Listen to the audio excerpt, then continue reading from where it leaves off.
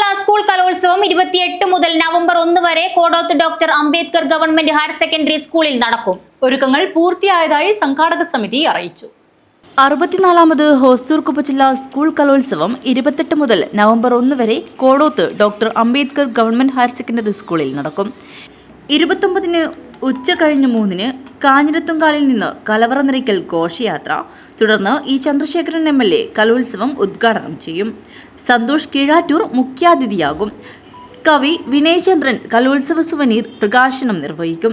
ജില്ലാ panchayat president BP Balakrishnan സമാപന സമ്മേളനം ഉദ്ഘാടനം ചെയ്യും. 28-ന് സ്റ്റേജ് തരം മത്സരങ്ങൾ ആരംഭിക്കും. കലോത്സവത്തിന്റെ ഭാഗമായി വിവിധ പരിപാടികളാണ് സംഘടിപ്പിച്ചിട്ടുള്ളത്. സാംസ്കാരിക സായാഹ്നം കാഞ്ഞങ്ങാട് നഗരസഭ അധ്യക്ഷ KV സുജാത ഉദ്ഘാടനം ചെയ്യും. കോടോംബേളൂർ പഞ്ചായത്ത് പ്രസിഡന്റ് P ശ്രീജ അധ്യക്ഷത വഹിക്കും. കള്ളാർ, പനത്തടി പഞ്ചായത്ത് പ്രസിഡന്റുമാർ, വിവിധ ജനപ്രതിനിധികൾ എന്നിവർ സംബന്ധിക്കും.